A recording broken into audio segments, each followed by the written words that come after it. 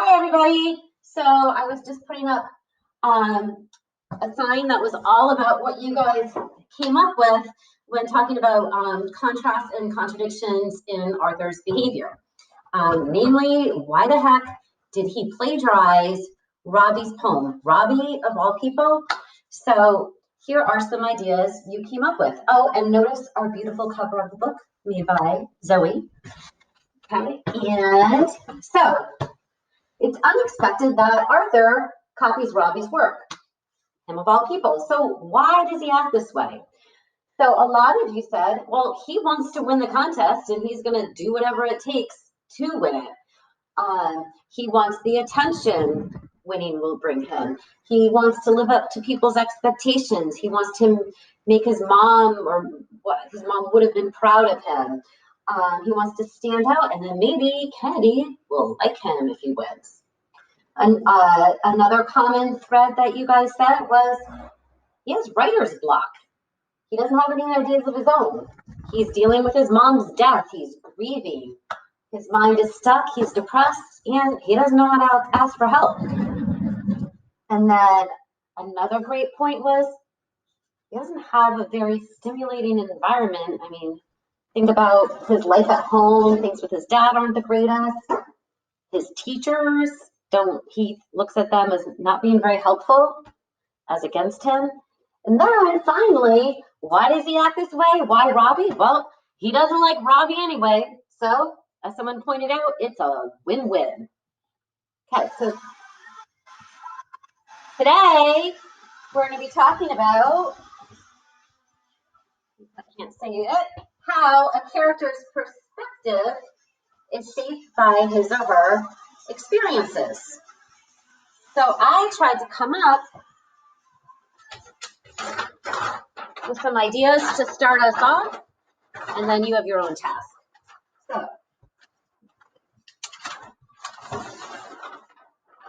So can you take that up here?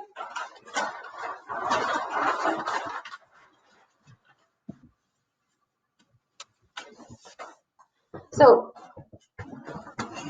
it's been said that people are the sum of their experiences. In other words, what happens to us, where we live, life events, upbringing, our friends, all of these things impact who we are and our perception of the world. So it's the same thing. What doesn't kill you makes you stronger. I think we're all learning a new reality with this coronavirus. So we're going to be focusing today on things that have happened to Arthur that shape his perspective, positive things that happen and negative things. And these can be both what's happened in the past and experiences that are happening presently. So here's what I came up with so far.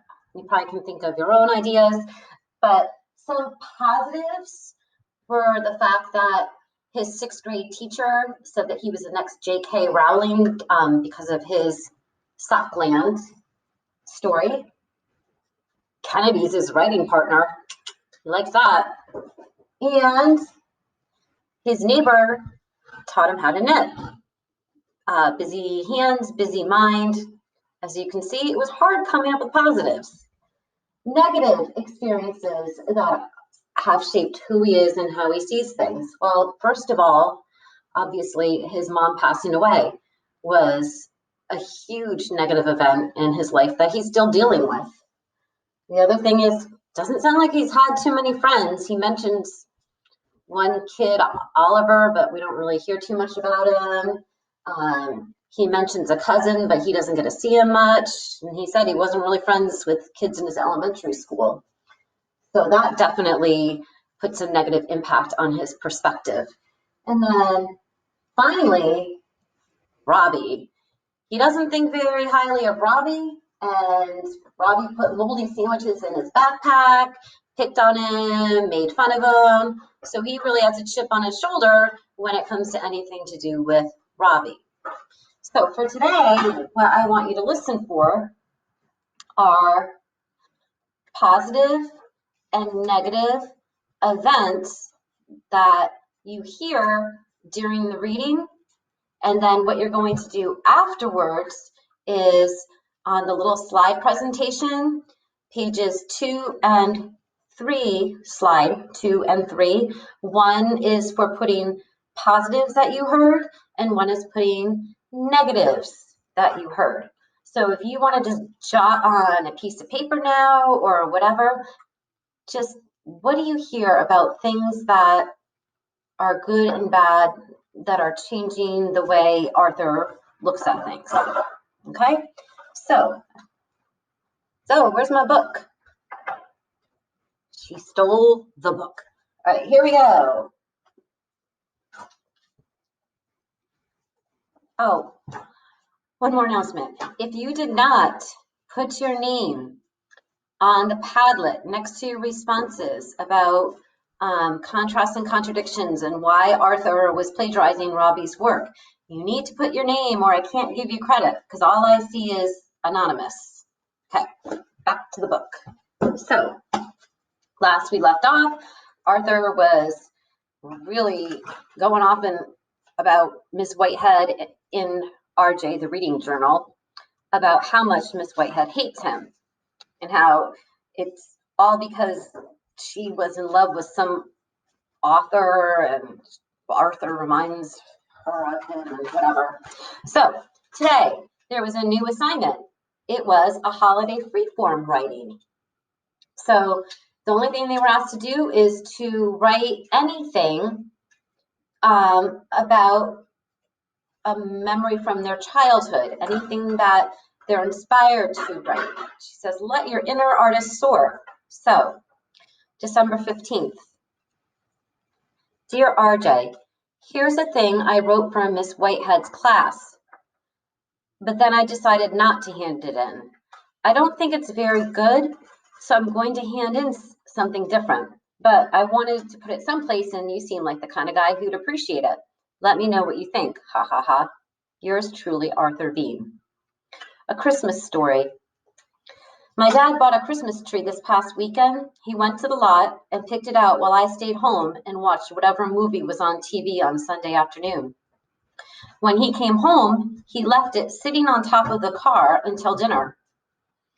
And when I saw it and said, "Hey, Dad, there's a tree on the car," he mumbled something about it being an impulse buy.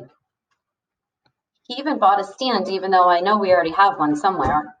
I guess now we have two, but I didn't say anything. I just helped him pull it off of the car, and we set it up in the living room right beside the television. There were old sitcoms reruns playing on television the whole time. I made us mac and cheese, and my dad had a beer and watched TV. He never picked up the remote to change the station. He just sat there watching the television on the same channel that I had been watching and listening to the sounds of canned laughter as I stirred in the cheese. As the tree warmed up, it dropped its branches and began to lean to the left, and soon half of the tree was blocking the television. I noticed it during dinner, but I didn't say anything. I don't think my dad noticed at all. We just sat there with our empty plates covered in drying cheese sauce on the floor beside the couch. After a couple days, I asked my dad if we were going to decorate it, but he said that he didn't know where Mom had kept the decorations. So the tree sits in the living room, blocking the television. Its needles are falling off, and we haven't watered it in days. It's empty of lights and balls and glittery tin soldiers and nutcrackers, but still full of memories of Christmases past. Yours truly, Arthur Bean. That was the assignment he did not hand in. This is what he did hand in.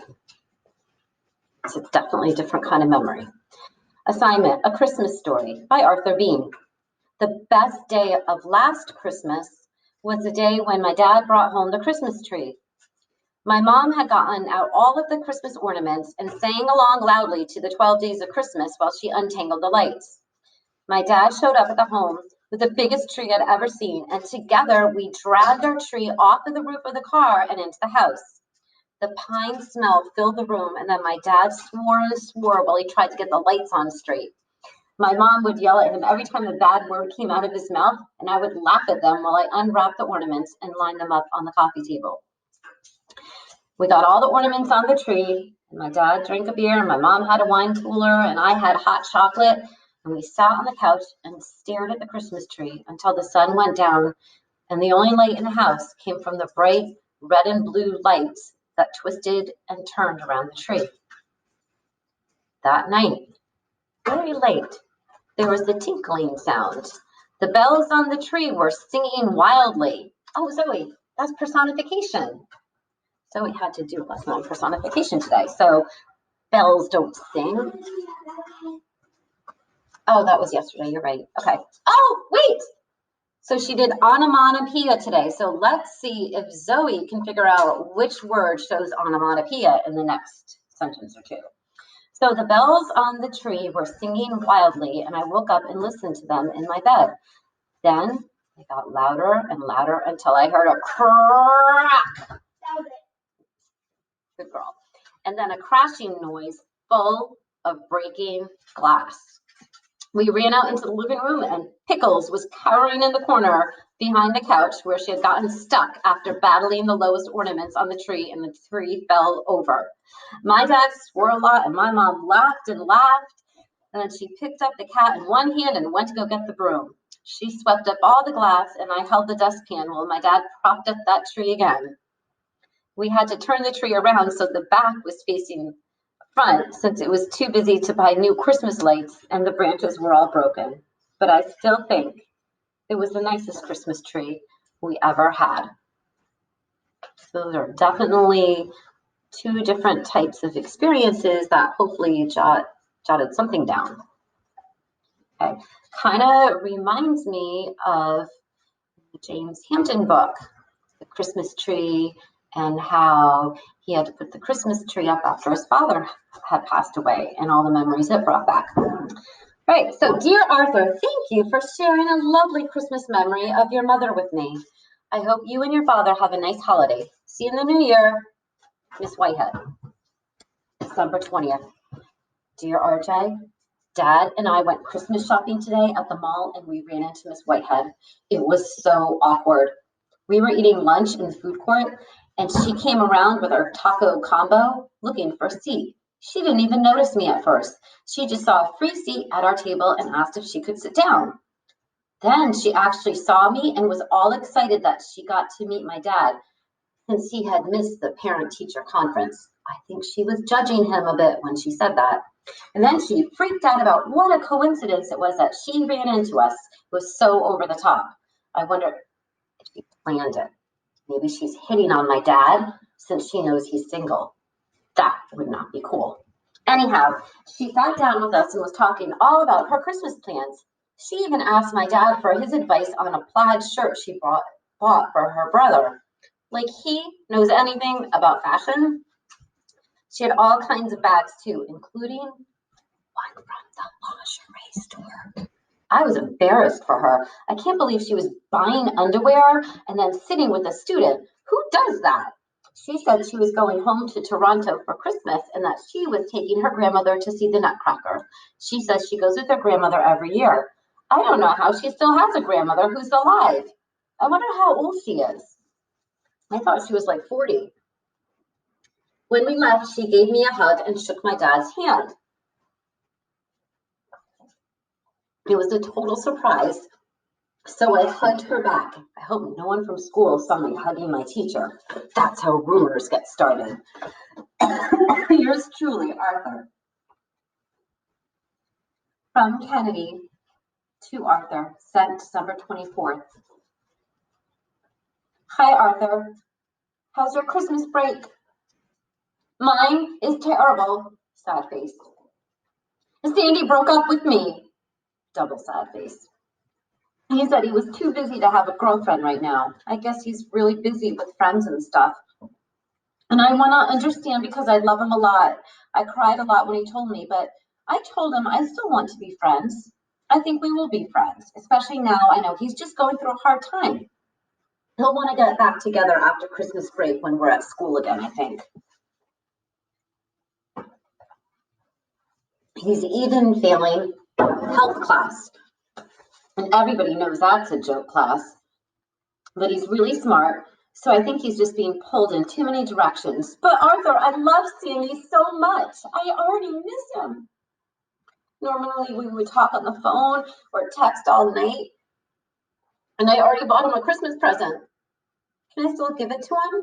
It will show that I care about him, right? You're a guy, so you would know better than my girlfriends. Anyways, I feel so sad. Triple sad face. Worst Christmas ever, Kennedy. Dear Kennedy, I am sorry to hear about your breakup. Boys that age can be very difficult to understand sometimes.